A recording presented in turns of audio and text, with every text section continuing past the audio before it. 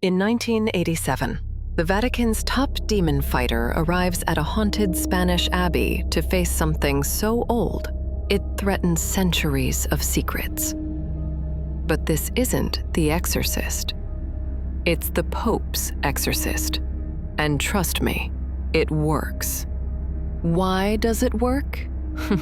Because the movie doesn't try to be a terrifying, slow-burn psychological horror. It's an action-adventure B-movie, a sort of Da Vinci Code meets Indiana Jones with a dash of holy water and Russell Crowe's magnificent beard. Welcome back, Dead Curious fam. I'm Vyxen Storm, your guide through the beautifully horrifying and bizarre. If you love chills, thrills, and occasionally laughing at the devil, hit that subscribe button. Now, let's dive into why the Pope's Exorcist works so damn well.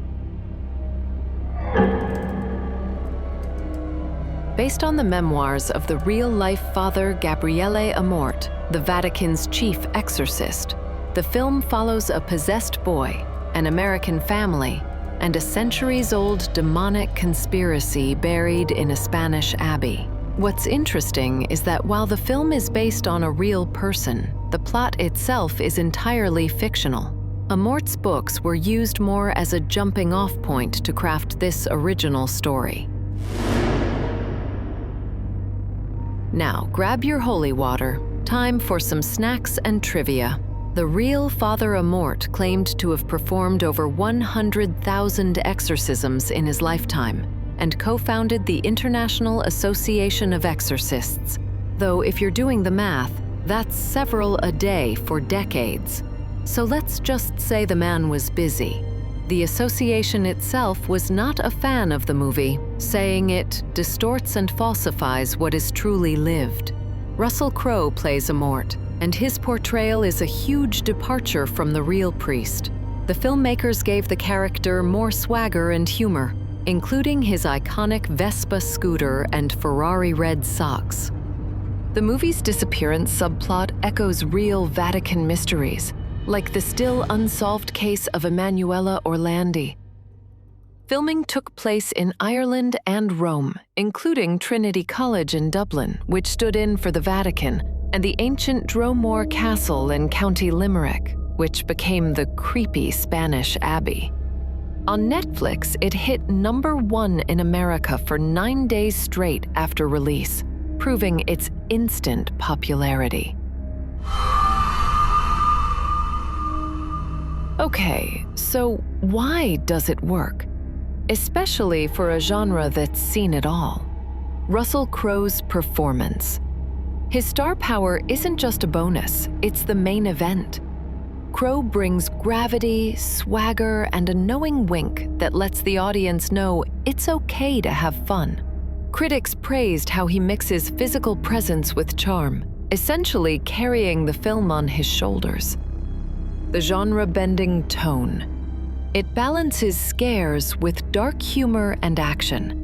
This tonal shift from pure horror to something closer to Indiana Jones or Da Vinci Code adventure is refreshing and appeals to a wider audience. A new spin. The movie nods to mental health. Amorth, both in the film and in real life, defended that not all odd behavior is possession. He even claimed that 98% of people who came to him needed a psychiatrist, not an exorcist. A rich backstory. The Spanish Inquisition twist adds a layer of depth and historical mystery that elevates the plot beyond a simple demonic possession. It's a conspiracy thriller as much as it is a horror movie. Financial success. With a modest $18 million budget, it grossed over $77 million worldwide. A huge win that proves people still hunger for possession horror. Let's talk shadows lurking underneath. Mixed reviews. Critics were divided, with a 51% score on Rotten Tomatoes and a 45 out of 100 on Metacritic. But the audience score on Rotten Tomatoes is an impressive 80%, showing a big divide between critics and viewers. Tonal inconsistency. While the genre blending works for many, some critics found the shifts jarring. The movie moves from a tense possession to an over-the-top, almost superhero-style battle against a demon, which can feel unintentionally comical. CGI and cliches. Some of the visual effects were criticized for looking cheap, and the movie still relies on familiar genre tropes like distorted voices and a possessed child, which some called a by-the-numbers rehash. The true story is fictionalized. This is a key point.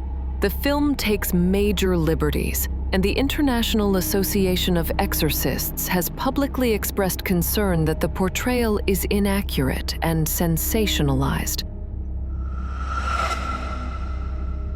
Now, let me turn it on you. Imagine you're in the Abbey. Darkness all around. The demon's voice whispering in your ear. Would you stand or run? What would you do when the candles go out and the walls feel alive? Drop your survival strategy in the comments. I would love to read them. Here's the verdict. When you hit play, The Pope's Exorcist isn't trying to be a masterpiece. It knows what it is, a fun, freaky, and campy B-movie adventure, and it leans into that with a charismatic lead performance. It's an entertaining, holy horror fix you didn't know you needed. So yes, I recommend you give it a watch. It's a fun, freaky ride with enough substance to leave you thinking, or at least smirking at the demon's demise. Stay curious. Stay scared.